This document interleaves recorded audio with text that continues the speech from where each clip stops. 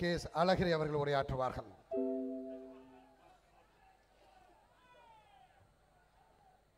அன்பார்ந்த நண்பர்களே, பெரியோர்களே, தோழர்களே, தாய்மார்களே, இந்த மாபெரும் கூட்டத்திலே சிறப்புரையாற்றுவதற்காக வருகை புரிந்திருக்கிற மோதிலால் நேரு அவர்களுடைய கொள்ளு பேரன், இந்திரா காந்தி அவர்களுடைய செல்ல பேரன், அன்னை சோனியா அவர்களுடைய அன்பு மகன், எல்லாவற்றுக்கும் மேலாக இந்திய தாயின் தவ புதல்வன் அருமை தலைவர் ராகுல் காந்தி அவர்களே, திராவிட இயக்கத்தினுடைய போர்வாளாக தமிழகத்தில் வளர்ச்சி பாதைக்கு அழைத்து செல்வதற்கு கங்கணம் கட்டி வந்து அமர்ந்திருக்கிற, வருகிற நாடாளுமன்ற சட்டமன்ற தேர்தலில் தமிழகத்தை வெற்றி பாதைக்கு அழைத்து செல்ல இருக்கிற திராவிட முன்னேற்ற கழகத்தினுடைய தலைவர் தளபதி ஸ்டாலின் அவர்களே,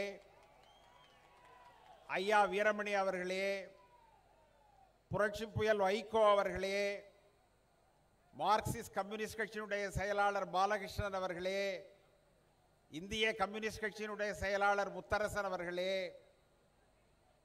இந்திய யூனியன் முஸ்லீம் லீக்கினுடைய தலைவர் காதர் மொய்தீன் அவர்களே, ஜவஹருல்லா அவர்களே, விடுதலை சிறுத்தைகள் கட்சியினுடைய தலைவர் தொல் திருமாவளவன் அவர்களே, பாரிவேந்தர் அவர்களே, தனபாலன் அவர்களே, மற்றும் மேடையிலே அமர்ந்திருக்கிற காங்கிரஸ் இயக்கத்தினுடைய பெரிய தலைவர்களே, ஈஸ்வரன் அவர்களே, இங்கே பெருந்திரளாக திரண்டிருக்கிற தேசிய இயக்கத்தினுடைய மாபெரும் தோழர்களே, உங்கள் அனைவருக்கும் தமிழக காங்கிரஸ் கட்சியின் சார்பாக எங்களுடைய வணக்கத்தை தெரிவித்துக் கொள்கிறோம்.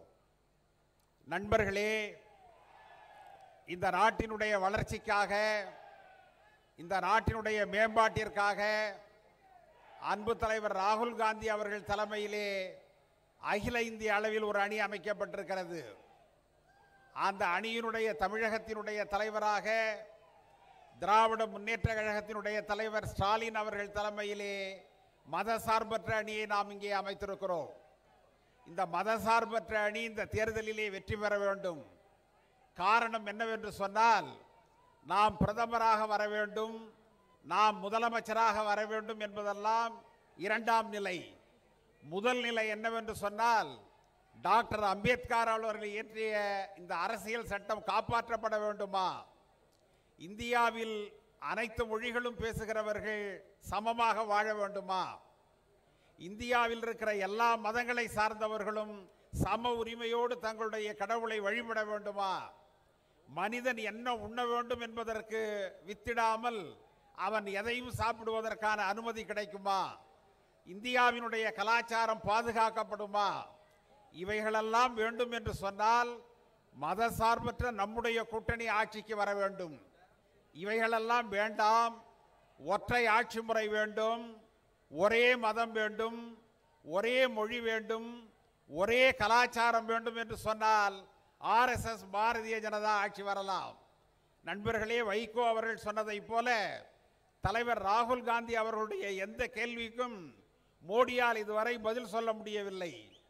ரஃபேல் ஊழலை பற்றி ராகுல் காந்தி கேட்டார், பாராளுமன்றத்திலே கேட்டார், பொது இடங்களிலே கேட்டார்.